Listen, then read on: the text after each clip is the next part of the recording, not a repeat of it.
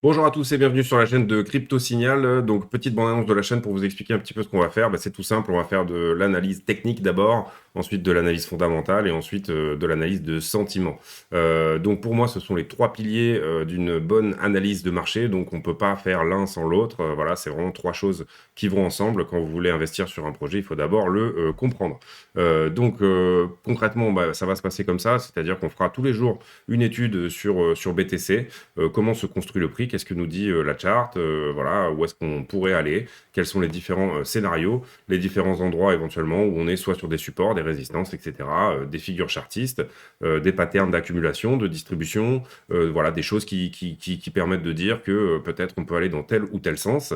Donc voilà, ça c'est très important. On s'appuiera sur les grands traders de leur temps et sur leur théorie de manière à pouvoir donner une éventuelle direction au prix. Tous les jours aussi, on ira étudier une altcoin, c'est-à-dire on étudiera la même chose, c'est-à-dire son fondamental, son technique et son sentiment, de manière à pouvoir savoir si et ça peut être intéressant d'investir dessus. Voilà, par exemple, au niveau fondamental, on pourra aller voir éventuellement ce que dit l'altcoin, qu'est-ce que c'est comme projet, etc.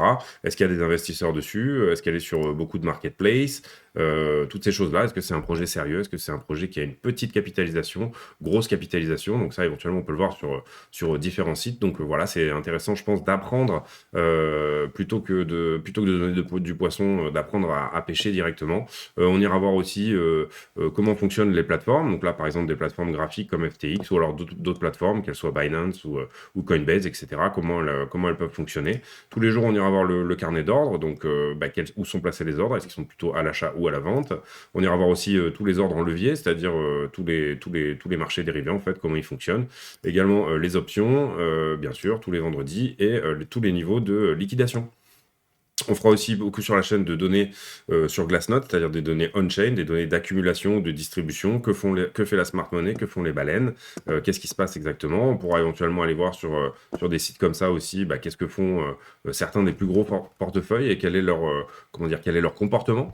Et puis, on ira voir tous les jours les news un peu boursières, des news autour des marchés financiers qui peuvent aussi nous aider à donner une direction, à essayer de mettre en exergue et en application un contexte macro qui peut avoir bien entendu un levier important sur le prix.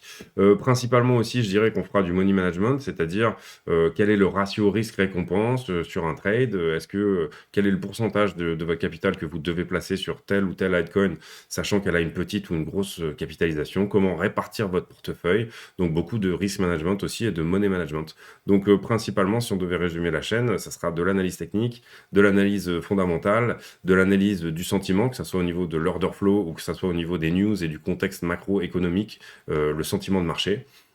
Et puis du risk management et du money management. Et avec ça, pour moi, on aura les quatre pieds de la chaise qui pourront nous permettre, les quatre piliers qui pourront nous permettre de nous asseoir et de devenir un bon trader. Voilà, c'est tout pour moi. J'espère que cette bande-annonce vous a donné envie de vous abonner. J'espère qu'on se reverra bientôt et à très bientôt. Merci pour votre écoute. Salut.